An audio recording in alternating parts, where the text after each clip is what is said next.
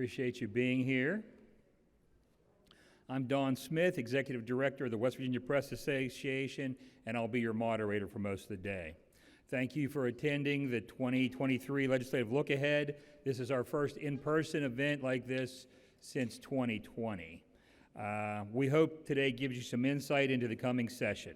I want to thank our corporate partners, AARP West Virginia, WVU University Relations, and the West Virginia Press Association Foundation for helping make this event possible. And with that, I'm going to turn it over to Senator Craig Blair, who pointed out that as he's the only senator, he should get extra time. So, as always, I'm cognizant of the time. So I put it on my phone, then I'm able to control and be respectful of the time of requirements that are here for not just myself, but as my colleagues here. So welcome, good morning. Thank you for what you do for the state of West Virginia. Am I doing okay, Mark? Okay. So the legislative look ahead, and you're wanting to have an idea on what's going to take place, I'm assuming. So I'm going to try to give that information here this morning. First of all, let's start with education. Education in the state of West Virginia is an economic development tool. And if anybody in here doesn't know it, I and the West Virginia Senate are very much so in improving the economic conditions of the state of West Virginia for the people of West Virginia. And we put a lot of effort into that over the last 8 years and going to continue to do that. We've done just about all we can do for alternative education, whether it's charter schools, home schools, micro schools. We'll keep our eyes on that. We'll keep it, and if anything needs to be tuned up to be able to address that, we will. But Amy Grady is the first education chair in over 50 years that is actually in education, a teacher in the classroom. At this very moment in time, she's in with her students right now. I believe that she is going to be one of the greatest assets on being able to move West Virginia forward and being able to get education correct for the people of West Virginia, for our students of West Virginia. I can remember 2 years ago, almost 2 years ago, I was laughed at by some of you in here when I said I wanted 400,000 people to move to the state of West Virginia. I wanted our population to grow by that much. It's happening. The reason it's happening is there's more people moving to this state than what are leaving. Our problem is that we still have more people passing than what we had being born. The way to change that dynamic is to have gainful employment for our students. Our number one export in this state, by the way, our youth, from our universities, from our CTCs, and from our high schools. By having that gainful employment, they will stay in the state of West Virginia because they love the state of West Virginia. As I do, as we do. When they do that, they stay and they have families, and that means they have children. And when they're having children, they're going into the education system. You don't have to worry about school consolidations. You have growth in the population. And feedstock. Our youth, educated youth, feedstock into these businesses that we're bringing to the state of West Virginia by making the tax changes, the laws, all the changes that we've done over the past years. I talked to Russ Sobel, who authored Unleashing Capitalism. I don't know how many of you know about that book back in 2007, 2009. And he came and spoke 5 or 6 years ago, 3 or 4 years ago, and he was saying that when he was speaking that he had problems because people were saying, we've already done that. But you're seeing the fruits of what we've done taking place just this past year. There were 6 new big businesses. We're not talking about the small and the mid-sized businesses. We're talking about hundreds of millions and billions of dollars of investment, the new cores, commercial metals, Berkshire Hathaway, green power. I'm missing one. That's a good problem to have, ladies and gentlemen, if you can't remember all the big ones that are coming to the state of West Virginia. We're getting it right. We're attractive. But we got to get our education system, our public education system, right. We need to be able to make it so our teachers can do exactly what they were hired to do, teach, not babysit, not teach to the lowest common denominator, but make it so that they can do the jobs that they chose to do. Amy Grady, from the Senate standpoint, is going to be one of the tremendous impacts that you're going to see on that. Next item, since we're talking about teachers, PIA. That's been out here in the press a lot in the last 24, 48 hours. Who didn't see this coming? We did in the Senate. We passed a bill last year to do 110% of Medicaid payments. It's either Medicaid or Medicare. I get those two mixed up sometimes. And we passed that out of the Senate unanimously. We have a thing that we do since I become Senate President, and that is we launch every bill over to the House. This is no disrespect to the House. This is just my way of doing things. If the bill's passed 100%, whether it's Democrat, Republican, I don't care. If it was a good idea and we got it out, then we launch them back over the House on the first day, suspend the rules. Last year I was hoarse. I'd going through that dialogue of doing all that wore me out. This year we're going to do the same thing. It's going to be 22 of them. But it sure looks like we're going to launch the PIA bill that we did last year that had the funding so that you wouldn't have the Wheeling Hospital up there doing what they're doing. And if we don't do something fairly quickly on that, that is going to be contagious. Mark my word, my name's Craig Blair, and it's going to be contagious.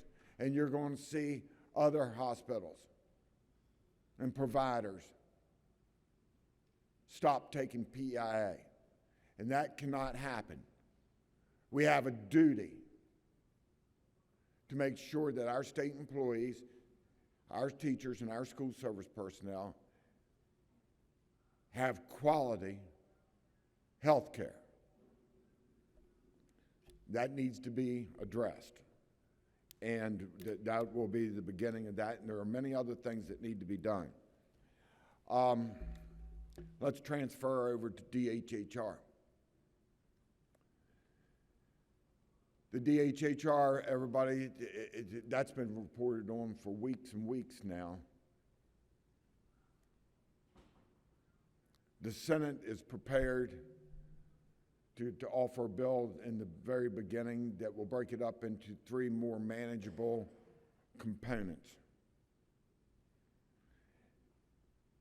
And that will be the beginning of the phased changes if we're able to do that. And there's a lot of good ideas that's out there that can make this happen. They're coming in on a daily basis. In fact, I got to give you all a little bit of insight. Thank you for reporting about this. Thank you very much for reporting it, because there's an awareness in the public now, and there are people that text me and email me and say, Craig, this is happening. This is what you should do. Here's something that we've seen that probably people don't know about, or maybe you do know about it, but I want to make sure you know about it. That is coming in, and I pushed that up to Jeremiah Samples, who we hired on our joint committee. I push it over into the finance committee. I push it back to my chief counsel, Sarah Stewart back here, who, by the way, she came from the Department of Education, and she comes with a wealth of knowledge, by the way, that is so helpful on the first topic that I talked about, on education. We're going to get DHHR right. We have that obligation to be able to get that right to the people of West Virginia, and it's They're almost twice the amount of money goes to the DHHR as what goes to our general revenue budget. And we're well on the path of doing that. And what has taken place recently, and I think most of you know my letter that went out on this, but I'm going to encourage your organization to do something that I think doesn't happen near enough. Investigative reporting. Dig in. Dig into it. Find out what's going on. Ask the hard questions. And look for the answers. And watch out for people that aren't telling the truth. Dig into it. I welcome it. We welcome it. I know the gentleman that is in the house, these two gentlemen that are sitting up here right now with me today, I have no fear when I ask them a question whether I'm getting a straight answer or not. No fear. And you shouldn't either. But there are places in this government that needs dug into deeply. And I welcome it. I had somebody call me the other day and said, I got something on you that you're the highest paid Senate president ever. Like, really? I said, please, get over here with your TV cameras and everything's available to you. It's Kenny Bass who it was. I don't see Kenny in here this morning. And he goes, Craig, I'm not saying that. I said, oh no, please, I beg you, get in here. You got access to anything that you want. I said, because when this is over and done with, I bet I'm making less than minimum wage and I got a case against the state. That was supposed to be a laugh line. Kenny didn't laugh either. But he got my point. We're open and accessible. Now, I'm not the smartest cat in the world. What I do is I surround myself with the smartest and best people. And that is one of the reasons why you see me rarely at a microphone. It's not, I don't like that. I'd much rather say my judiciary chair, my education chair, my finance chair, the health chair. These people are experts in what they do. I have confidence on the decisions that they make, that they put before our caucus, that you're going to get a straight up answer. You're going to get a better answer than what it would have been if it had come from Craig Blair. So I've still got 3 minutes of time left here, and I want to talk about process now, because that's important. And I think everybody knows that we start on time in the Senate. Our committee meetings have gotten to the point where they start on time. Each and every one of my Republican caucus, which is 31 now, are going to be in a meeting room at 7:30 in the morning virtually every day of the session. It'll start Monday. And we've done this for years, since Bill Cole was the Senate president. And we go over what our agendas are going to be. We talk to each other. We find improvements. We argue with each other. We start the morning with the prayer because we need it sometimes. But the fact of the matter is that we're a team. We're a team that wants to work together with the House of Delegates, with the governor's office. We've done well with doing that for the past 2 years. And it's going to be done well for the people of West Virginia into the future. But it starts with being at work on time, doing your job, having the discussions, and getting it right. Last but not least is the flatline budget and the excess revenues. Ladies and gentlemen, when there's a pile of money out there, there's a feeding frenzy. I can tell you right now, the Senate is not going to allow a feeding frenzy to take place. I know my members. I know where we're at. The money's not going to be spent willy-nilly anywhere. And the reason why I say it like this is because human nature dictates otherwise. And I myself, if I've got a little bit of extra cash in my pocket, I have a tendency of looking for some place to spend it. We're investing into our future. And by investing into our future, we've got a ton of one-time expenses, deferred maintenances, things that we need to put cash into to be able to get it right. We need to put money back into the people's pocket of West Virginia also. There needs to be a tax reduction. But that tax reduction cannot be to the point that we're not sure that we're going to be able to afford to pay for it. That happened in Kansas. Most of you know about Kansas. That's why I started out with what I said. The West Virginia Senate is not going to allow West Virginia to end up in the same predicament that Kansas was. But we are going to be moving our state forward just like we have been in the past, and I'm proud of it. I'm proud of the members that I serve with, and thank you, ladies and gentlemen, for me to be here. 6 seconds over. Thank you, Don. All right, good morning, Don. Good morning, everyone. Thank you all for having us today. You know, it's the beginning of a new calendar year, and for us and for all 134 members of the legislature, the beginning of a new calendar year is an important time. It's not just an important time because we're coming up on gaveling in of a new legislature, but it's really an important time to reflect on why we ran for office, because the time that we'll spend here the next 60 days together goes by really, really quickly. In my very first job out of college, I worked for the Department of Agriculture, and Commissioner Gus Douglas, who's dead and gone now, but Commissioner Douglas used to say to all of us, to all of his staff, that the 60-day legislative session is an incredibly long 2 months if you're trying to keep something from happening. But it passes by incredibly fast if you're trying to actually get something to happen. So for all 134 of us, this period of each year is important because it gives us time to reflect on why we ran for office. Why are we here? Why are we in the Capitol for 60 days a year? And I spent some time doing that over the course of the past couple weeks between holidays for myself. So I will soon begin my 9th year as a legislator. When we convene next week, it'll be the 9th time that I've been in the House of Delegates as we've convened for a session. And when I ran for the House in 2014, my motivation was a very simple one. It was that I wanted to create a new economy here in West Virginia that would be conducive to people like me who've finished college, who've done what we ask people to do, to get educated, to go to school, to learn a trade, to pick up an occupation, and then stay here in West Virginia and ply that trade, run that business, hire other people. That opportunity wasn't as readily available to me in 2006 when I finished graduate school as I wanted it to be. So that's why I ran for the legislature. It's why I'm still here 9 years later. And if we reflect over the year 2021, we think back about 2021 and now 2022, we have begun to transition our economy here in West Virginia into one that we should be proud of. I certainly am proud of it, and I hope you are too. 2022 was a year of announcements for us.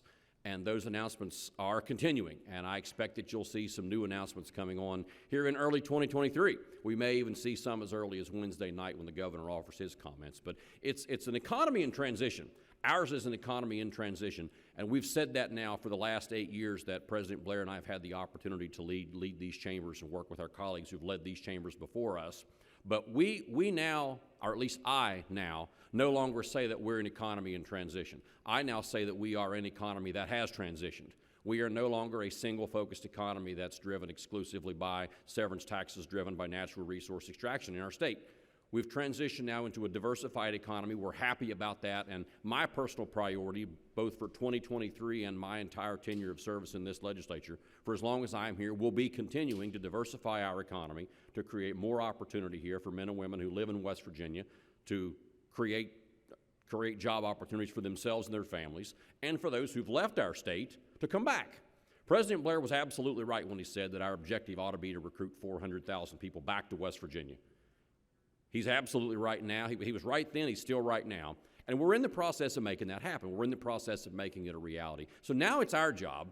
Now it's our job as leaders of these chambers and as all 134 members to make sure that we keep our foot on the accelerator and continue the pace that we've seen over the past couple years. So from the perspective of the House, how will we do that? What are the things that are important to us? What are the things that are sort of top of mind to the 100 members of the House?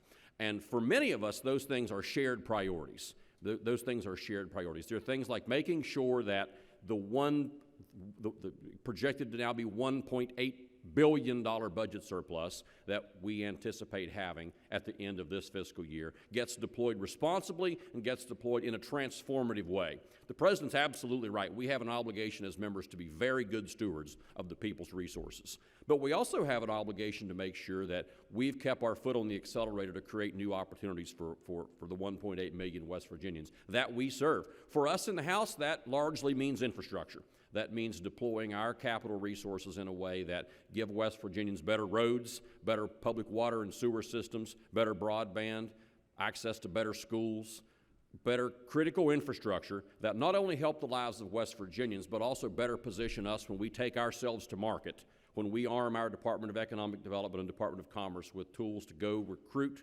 new business opportunities to come to West Virginia. And those things matter. Those things matter. Where we are in relation to other states in terms of the quality of our infrastructure matters, and it matters a lot.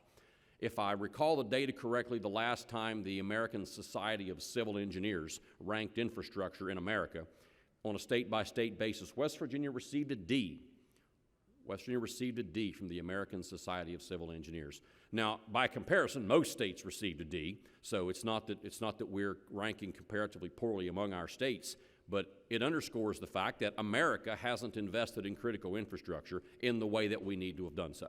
Over the last couple generations, America has failed to invest in the kind of critical infrastructure that we need to now reshore and onshore some of the critical manufacturing that the supply chain issues of the past 2 years have shown to be a problem for all of us. So as we seek to create and grow a new economy here in West Virginia, making sure that critical infrastructure is where we want it and need it to be remains a real priority for the House, and it remains a place where we will support deploying as much of the budget surplus as we can get agreement to deploy. The President talked about public education, and I'm glad he did because he and I share a collective motivation on this topic. I am a product of the public schools here in West Virginia. I'm very proud of that. My wife teaches in the public school system here in our state. I'm very proud of that. But what I'm not proud of are our reading and mathematics scores among West Virginia students. So if coronavirus taught us anything over the past couple of years, and it should have taught us many things, but among the things I hope it taught us is that we cannot leave education on autopilot. We cannot expect teachers to, we cannot hold teachers accountable when we have hamstrung them and not given them opportunities to actively do what they're trained to do, and that's teach children. So we want to make sure that we've adequately resourced up our public education system. And I will publicly right now applaud the focus that the President's put on that in the Senate. We will share that in the House, and I'm particularly excited about the work that we've collectively done now on early childhood reading and mathematics. So we expect to advance a bill out of both chambers this year that bring greater resources to reading and mathematics education at the lower grade levels. So what the data tells us is that the early grade levels, the early grades in elementary school, grades kindergarten through third, are the most critical grade levels for acquisition and development of reading skills. And that if students don't master those skills by the time they've finished the third grade, their chances of ever doing so fall off precipitously. So we have to make sure we're doing that. And we've worked with the administration. We've had that conversation not only among ourselves, but also with the administration about making sure that we're putting, we called them teacher's aides when I was a kid. We call them assistant teachers today in those classrooms, and making sure that we have the maximum number of caring adults possible to help kids learn to read. Because if we've not mastered that skill and if we've not given kids the opportunity to be able to do that, we've hamstrung them for life. So the President and I are absolutely in lockstep agreement that that's a priority for both of us. Take full ownership of it. This is your idea, and you were driving it, and I'm just there to help. I'm glad you are. Thank you. But he really is, because he's put a teacher in charge of the effort. He's put a teacher in charge of the effort. We've seen that legislation drafted, and I think that's an initiative you'll see us act on very quickly. While we're on education, it doesn't stop in the early grades. It goes all the way through life. So one of the metrics that we really see that ding West Virginia hard in national rankings and comparative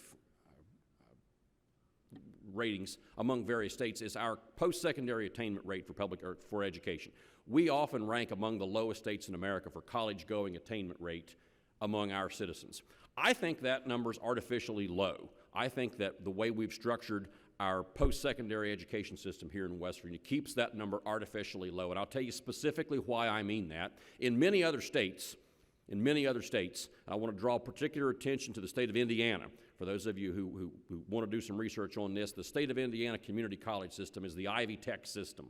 And the Ivy Tech system in the state of Indiana has partnered with the skilled trade organizations in that state such that for all Indianans, all Hoosiers who complete an appropriately structured apprenticeship program in the skilled trades, Ivy Tech Community College awards them an associate's degree.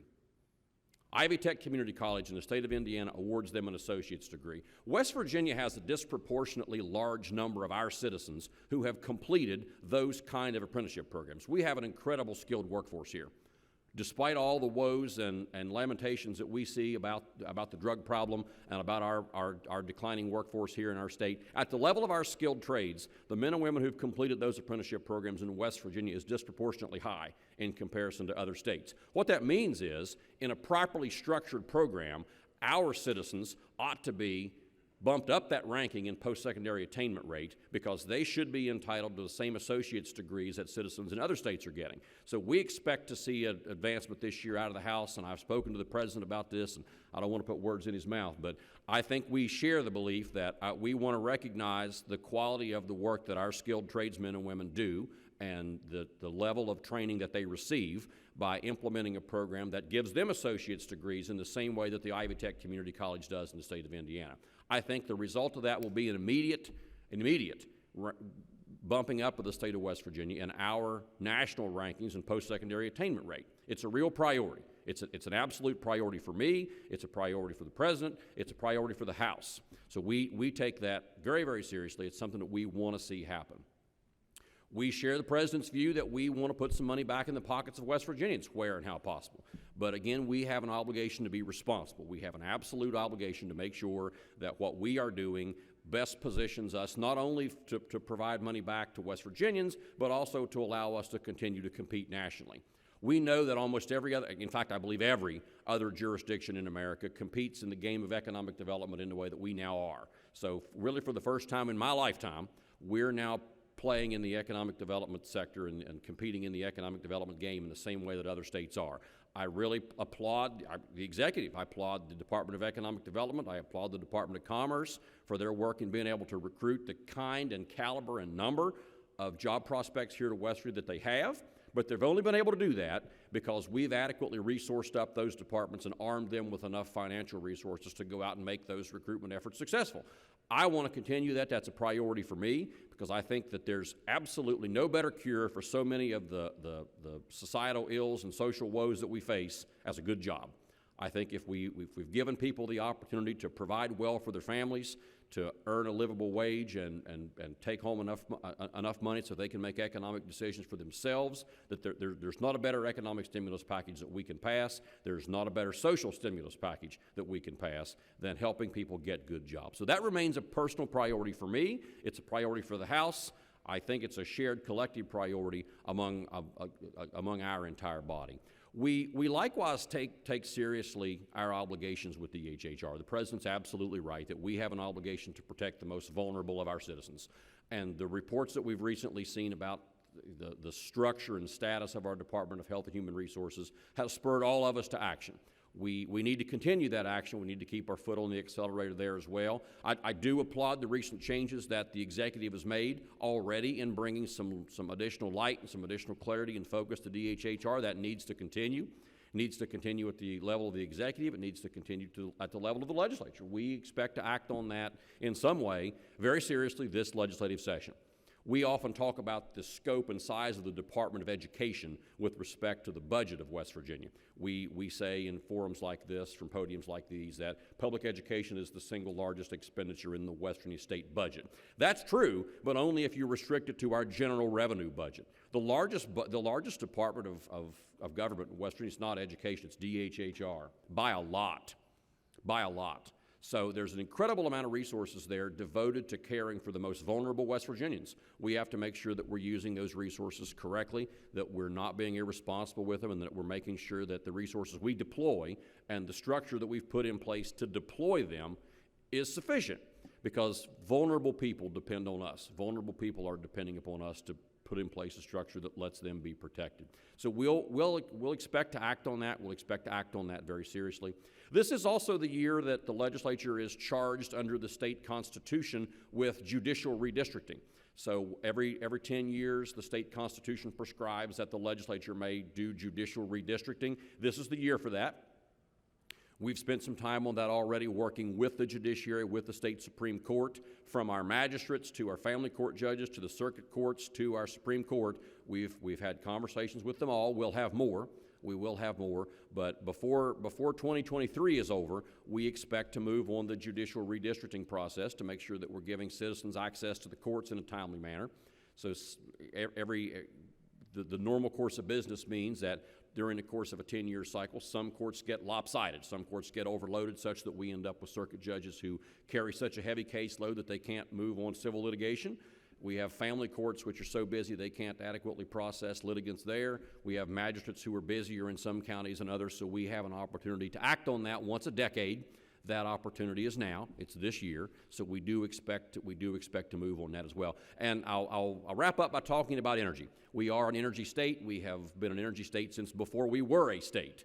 So it's absolutely proper that we continue to keep a focus on West Virginia and its role in the economy by delivering energy to the world.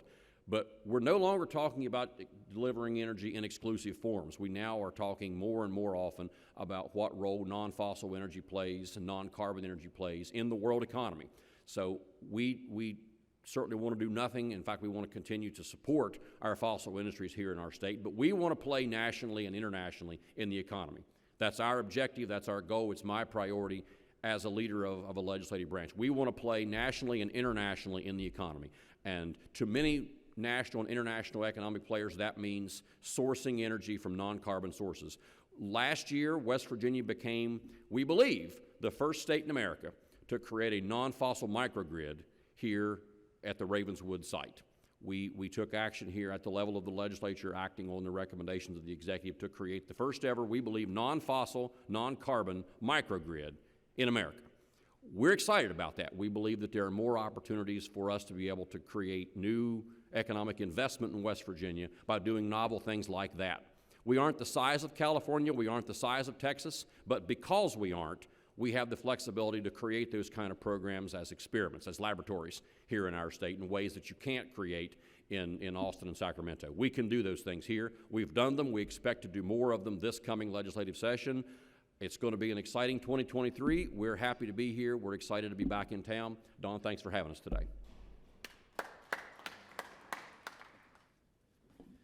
All right, thank you all very much. I saw those kids coming in back there. Don was getting nervous. He didn't have enough donuts for them all. But hey, thank you. It's always an honor to be up here with my friends, my colleagues, Craig and Roger. I call them that, and I mean it sincerely. As I represent the Democratic Party, you know, things are different now. Landscape's different.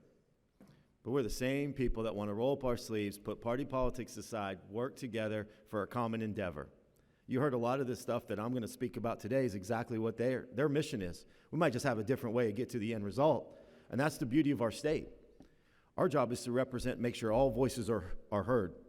We need deep thinkers. We need to be creative. We need to be innovative. We need to be smart. We need to think 5, 10, 15 year. Be strategic. Don't just fly by night, off the cup ideas just because we wake up one day and we might have a surplus one day, but we have to make sure we can sustain and maintain it. Our job is to make sure that everyone's represented. We need leaders who are going to work together. Perfect example, this past summer. My colleagues here, Senate President Roger Hanshaw, Speaker of the House, invited some of us on the Democratic side to travel the country with them to go out and tell the world why it's important to invest in West Virginia, why it's important to move your company here, why it's important to have an East Coast headquarters or a Midwest headquarters, however you view it, in West Virginia. And we've done that, and we continue to do that. And because of that, you've seen successes, stories after stories, and new jobs created. Because what Roger, I applaud him, he says is, it's not a Democratic idea, Republican idea. He just wants good ideas. Well, our Democratic Party is ready to lay up their sleeve and give them good ideas. And we can move this state forward together. But you know what? We talk about this budget surplus. And I want to change the wording around. I want to correct them if I can. And I think I know what they meant in their heart is we should not spend the $1.86 billion surplus. We should invest the $1.86 billion surplus. Invest. Quit saying spend it. Spend it as you spend it, and it's like a Christmas toy, or it's like something you get a quick joy out of. When you invest in something, we are planning for the future of the state. What do we need to invest in? We have a lot of things they mentioned today we all agree with. PEIA. PEIA needs to be and must be a priority. We have the money now to do it, to invest in PEIA. Just think if you set aside $100 million, you didn't do anything with it, and you collect a 5% interest rate every year. That's a good chunk of money that you would get every year, that we could use that money year after year. Invest our surplus. Be smart. Be creative. Mental health. Mental health must be addressed this session. So a lot of our other problems, you want West Virginians to succeed and be successful and go back. Well, help get those people back on their feet to be a protective member of West Virginia society. Everyone deserves a chance to be wild, wonderful, and free and live and work and play and rebuild their lives in West Virginia. Public education. We've been talking about it, and I'm glad to hear both the Senate President and the Speaker say public education must and will be a priority, not only for our side, their side, but all West Virginians. It has to be. Invest some of the surplus in public education. Do whatever it takes. Enough is enough. Like they said, those math and reading scores, unacceptable. Unacceptable. Let's put our foot down. What are some other things that are unacceptable? West Virginia continues. We rank second in the nation in obesity. Let's put our money where our mouth is and help public health. Let's become a healthier state together. We have the money to do it now. Our labor force. Yes, we're working our tails off to bring more jobs here to West Virginia, but it's our job and responsibility to give the people the tools and resources they need to be successful. Be creative. Get into those high schools. Teach them about the jobs of tomorrow. What jobs that we are bringing here, let's make sure we can fill them now. So our number one export, Senate President, is not our youth, because it still is. The number of residents in this state with a bachelor's degree or higher degree is still the lowest in the nation. That's got to be better. College going rate is the lowest in the country. We got to do better. That's our job. How can we help these people be successful? We're bringing the jobs here. Now it's our job to help create opportunities or create the resources they need so they can stay here, raise their family, play, enjoy their time in West Virginia. Foster care legislation. Foster care legislation cannot go away. We came up to the last hour. It seems like a lot of good legislation. We worked many hours on this last year, and it kind of, as you all know, on the last day, and things get shuffled around. Foster care legislation is a priority, not only on our side, but I know their side too. We must stop kicking this ball down the road. We've got to fix it. It's an issue. Talk about priorities. I'm glad to hear DHH&R, our most vulnerable population. You say, hey, what's the right answer? We don't know the right answer, but we have to talk about alternatives, opportunities to do something differently, because what we've done now hasn't worked. You can't just put more money on something and expect to get different results. You got to change the way we do things. Think differently. Everything should be on the table. I don't know what the right answer is. Do you divide it up? Do you divide it in 3 or 4 things? Do you move different pieces of it into other departments? Who knows? But we need to talk about it. We need to make changes. We need to move forward. Quit pointing the finger. Quit playing the blame game. We want to hold people accountable, like the President said. You all, thank you. Thank you so much for being here. Thank you for what you do. The press in West Virginia is going to help bring these issues to light. I know Amelia did a fantastic job. People, bring these issues to light. Continue to do what you do, and to help us do our jobs better, to represent the people of West Virginia. Insulin price cap bill. We lost it on the last day of session last year. That's a priority for us. We need to see what we can to help those in need. When we talk about all this, I see my buddy John Deskins back there. We talk about all this stuff. We talk about what we can do to move West Virginia forward, and projections and forecasting, right? I know you hear out of his mouth, invest, invest, invest. Be smart, be creative, deep thinkers, bring people together. All of us agree. That's what we have to do. But when it comes to putting more money back into people's pockets, which is our next topic that's going to come up on day one, is what do we do about our tax reform? What do we do about the income tax? What do we do about the elephant in the room and the business inventory? What do we do to give money back to the people? Well, we're going to tackle it. We're all going to have all these great ideas, but we need to come together as one unified legislative body, regardless if you're a Democrat or Republican, that we can give the most bang for the buck back to the people of West Virginia, that we can sustain it and maintain it over time. Not for the next couple years, not for 3 years, over time, so that we're not just taking out of one pocket and making them pay more out of the other pocket. We're on board. The Democratic Party is on board. We're excited to see what the opportunities lie ahead because we've been saying it all along. We need to give money back to the people. These are taxpayers' money that we have here that help create this surplus. We need to give it as much back as we can to the people of West Virginia. Now, we just got to figure out the best way to do it, the most responsible way to do it. We all probably have a different idea what the best way to do it is. We need to get ourselves in the room. We have a lot of smart people up here. We have creative people up here and deep thinkers. Bring people together. See what other states have done. As we travel around the country, we see what's worked in some states may not work in our state. Like you mentioned about Kansas. What Tennessee did may not work here. What works in Florida may not work here. But find other states our size, with the same population. What can we do? Things that might work here may not work other places. But I know these two aren't afraid to try something new and be creative and be different. And that's what we need to do. So, I didn't want to belabor the issue because I'm excited to hear all the stuff we do. But I wanted to say this. I applaud their efforts. We have a small group of Democratic colleagues in the House and even a smaller group in the Senate. But we have a lot of ideas. And their door's always been open to listen to our ideas. And we're going to come together, put party politics. The election's over, folks. The election's over. Tear down those silos, and whether you have an R or D by your name, it doesn't matter now. Now it's time to make meaningful change in West Virginia because we are blessed with a surplus that let us do some things that maybe we've never been able to try or do. So our job on the Democratic side, and I speak for my colleague Mike Wolfel on the Senate, is to just make sure all voices in West Virginia are heard, make sure that we're thinking differently, strategically, innovative, creatively, to move West Virginia forward and make sure that no one's left behind and our most vulnerable, especially our most vulnerable, are taken care of. And our number one goal should be, how do we get people to come to West Virginia, and how do we keep those people that are here and not want to leave? One last thing, we talked about all these big home runs and we talk about these big investments. It's amazing, it's great, I love it, but we can't forget one little thing. And that's our small businesses. Our small businesses are the backbone of West Virginia. They represent 3/4 of the labor pool in West Virginia. Small businesses, we continue to do all these things and make tax incentives and make moves to help attract the big home runs and the grand slams. What can we do to help those small businesses maybe want to expand? Maybe something small as they just need to buy another copy machine, or they want to hire one extra employee. What can we do to help them make their payroll each week and make their life better? The small businesses, when I'm talking small businesses, 50 employees or less. What can we do more to help them? So when we're thinking about this overall tax reform, let's not forget the small businesses out there who are the backbone of West Virginia. So with that, Dawn, I thank you. I always look forward to this. I'm excited for this session, to roll up our sleeves, watch the show, and thank you for all you do.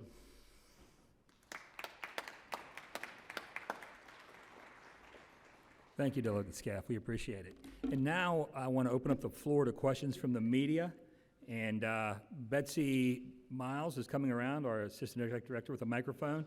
So if you'll raise your hands and we'll go. I'm going to throw 2 questions at you. That way I'm not monopolizing this and other people can ask questions. But on the education front, obviously you've talked a good deal, Mr. President, about what you've done in putting Senator Grady in charge. I know Speaker Hanshaw, you specifically talked about putting more teachers' age. That was a bill that you had last year as well. You had a bill last year also dealing with 3rd grade and trying to, if you haven't met some of those goals, trying to keep students in until they kind of meet those specific goals. What are you all talking about beyond those specifics about trying to do that? I know you've been in conversations with the Department of Education and the new superintendent. And then the other question I have is in regards to tax reform. We know that the governor says he's going to introduce the largest tax cut known to man. We don't know what that's going to be. We do know what he has said previously, which is the rebate on automobile, tangible personal property taxes, and another attempt at a 10% PIT cut. We know he's talked possibly to House leaders. You said they haven't talked to you all, but have you all talked to each other in both chambers in regards to what you want to see in regards to what a tax reform package would look like? Thank you. Okay, thanks, Steve. I'll respond to those and then pass them to President Doug Skaff. So let me take the first question first on public education. We did have both those bills last year. I did sponsor the first one on assistant teachers in early grades. We got both those bills up very late last year, and that was just because the ideas came to us later in the session. We're going to introduce them on the first day this year. My priority is making sure that we're adequately resourcing and structurally supporting public education, not so much dictating curriculum. In fact, I'd like us to get out of that business and leave that to people who are actually experts at it. I'm not. What I do know is what data tells me, and data tells me that if we don't catch kids early enough, then we lose the opportunity to ever come back and catch them later.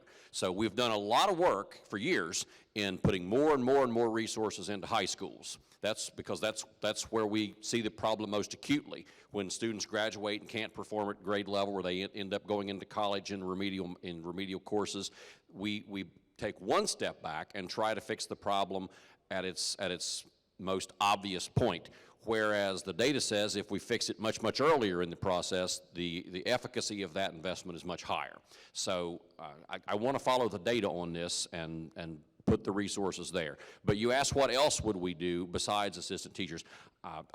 This is actually Senator Grady's bill. It's not mine, so I won't steal the thunder on what's in it until she's ready to talk about it. But I will tell you that when she and I have talked about this and discussed our shared priorities on it, catching students who are performing poorly very early and creating new, I'll use the word opportunities, creating new opportunities to catch those students very early on and correct their deficiencies before they get too far off course is going to be a priority for us, and it's going to be a priority for that legislation. So what about taxes? You asked about taxes. What have we discussed? I'll again say what I believe, and I'll let the President chime in.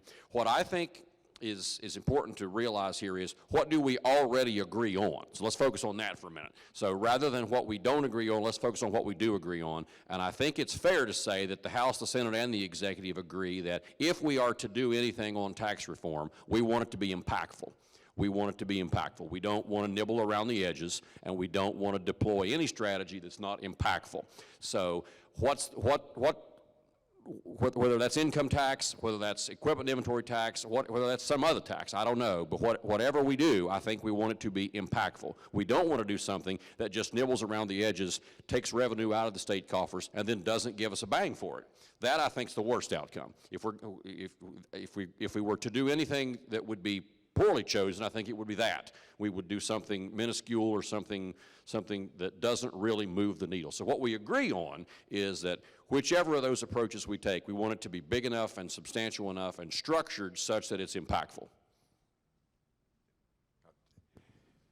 Okay, and he called on the low end on the beginning of education, but when you're coming out of the schools, another thing that's taking place that hasn't been talked about here is, and it's already taking place with Toyota, to where they've got high school students that are interning and moving into there.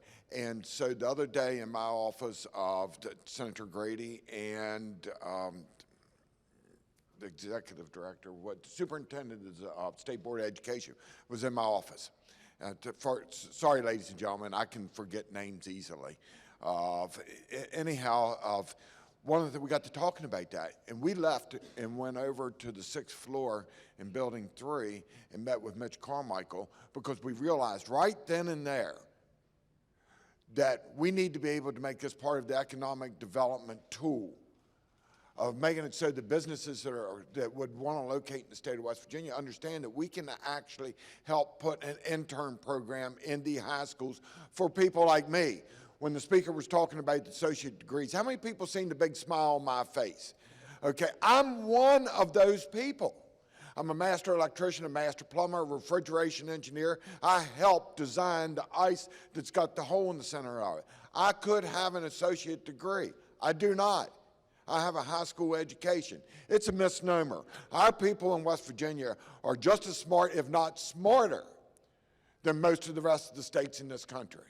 But we don't look that way on paper, and when it comes to business recruitment and expansion, that hurts us. Gotta fix that. The speaker said it all well, and so did did you, Doug, on that, because you said invest in West Virginia. That's exactly, it was killing me a little bit. I wanted to jump up and say Amendment 2, but that was investing into our future, investing into our small businesses as well, and making it, because that's where our job growth, the vast majority of it, it's not the big shiny object out there. We need those. We need those for national recognition and global recognition on what we do here. The speaker also spoke about being an all-of-the-above energy state. That, again, helps us do all these things. I've used the word in the past. What we're doing is a holistic approach into making West Virginia the best place that you can work, live, and raise a family. And we're not going to let up on any of those, regardless of party, regardless of chamber or branches of government. We all feel that way, I believe. So. You want that one?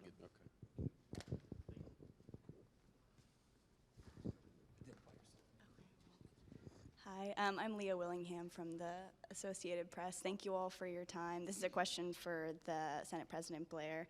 I just want to clarify, did you say that the Senate is working on a proposal to try to split up DHHR again? And what do you think has changed if that's the case from last year? How would you get the governor on board for that? Or do you have enough support to override a potential veto? If you wanted it absolutely accurately, wait a minute, 1 second. I did come with my notes.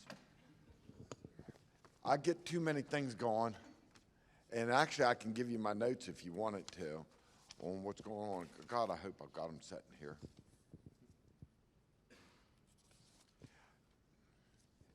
And I'll start out with something, and that is anybody has the answers to everything, claims to be an expert in everything, is full of it. And I'm not one of those people that can claim that. Again, I surround myself with the best and the brightest to be able to bring forward these things. So, on the short timeline, it's the increase of regional pay differential, and that, yes, that affects an area like where I'm from, in the Eastern Panhandle. It's very, very difficult to be able to get CPS workers. In fact, I think there was just one over there, and so they gave pay raises. The DHHR gave the pay raises, but it had zero impact on that problem. You can't do that.